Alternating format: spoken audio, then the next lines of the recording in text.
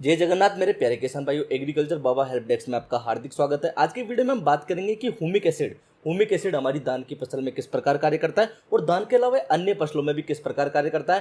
Humic acid हमें कैसे प्राप्त होता है और ये हमारी फसल में क्या क्या फायदे कर सकता है और क्या क्या इसके नुकसान हो सकते हैं। तो इस वीडियो में सीधा सरल तरीके से हम ह्यूमिक एसिड के बारे में बात करेंगे। ह्यूमिक एसिड डालने से जो हमारी फसल होती है, जैसे हम धान की फसल को ही लेते हैं, तो इसमें जो जड़ विकास होता है, ह्यूमिक एसिड को डालने के बाद इसमें एक्सटर्नल जड़ों का विकास होता है। इसकी वजह से जो भी हमारी मिट्टी के अंदर पोषक तत्व, मुख्य तौर पर आयरन जैसे पोषक तत्व उपलब्ध होते हैं, उनको ये जड़ों को ग्रहण करने में इसकी सहायता प्रदान करता है। इसके अलावा जो जल होता है और जो पोषक तत्व होते हैं, उनको भी ये जड़ों को देने में सहायता करता है। और जब जड़ों को एक्सटर्नल विकास के साथ उनकी वृद्धि होती है, तो फिर फुटान भी हमारे पौधे को अच्छी मिलती है और जो फुटान मिलती है वो फुटान स्वस्थ होती है और एक पूर्ण फुटान होती है जो बाली देने में सक्षम हो। इसके अलावा ह्यूमिक एसिड को डालने से जो हमारी मिट्टी होती है उसका पीएच मान भी एक तरीके से संतुलित आता है, क्योंकि पीएच मान के अभाव में जो हमारी जड़ें होती है, हमारे पौधे होते हैं, ये पूर्ण रूप से विकास नहीं ले पाते। तो ह्यूमिक एसिड को डालने से जो पीएच मान होता है वो भी संतुलित होता है। इसके अलावा जो हमारी मिट्टी होती है वो एक तरीके से भुरभुरी हो जाती है, जिससे हमारे पौधे के विकास में सहायता प्राप्त होती है।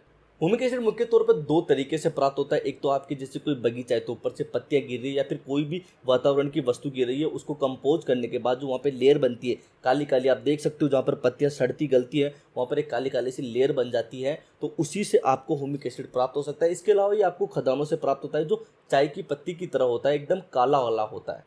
एक तरीके से हम समझ सकते हैं कि ह्यूमिक एसिड हमारी मिट्टी को सुधारने का कार्य करने के साथ साथ हमारी पैदावार में भी बहुत अच्छी भागीदारी निभाता है। तो अगर आप सही तरीके से सही समय पर ह्यूमिक एसिड का और सही मात्रा में उपयोग करेंगे तो ये आपकी फसल के लिए, आपकी मिट्टी के लिए बहुत फायदेमंद हो सकता है।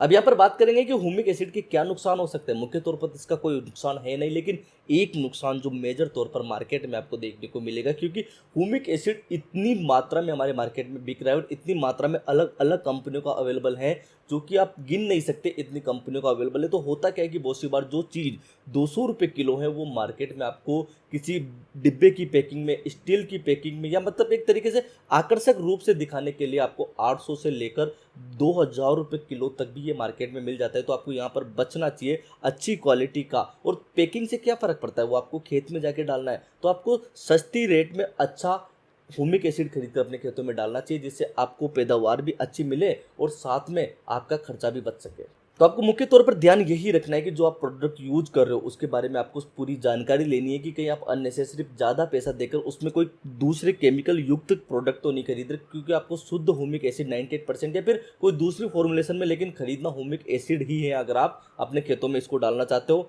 आपको बाजार में इन्हीं चीज़ों का ध्यान रखना चाहिए। फिर भी आपको एग्रीकल्चर से संबंधित कोई जानकारी चाहिए तो एग्रीकल्चर बाबा को सब्सक्राइब कीजिए और हमसे बात करने के लिए हमारे इंस्टाग्राम हैंडल एग्रीकल्चर बाबा पर जाइए और सीधा हमको मैसेज कीजिए।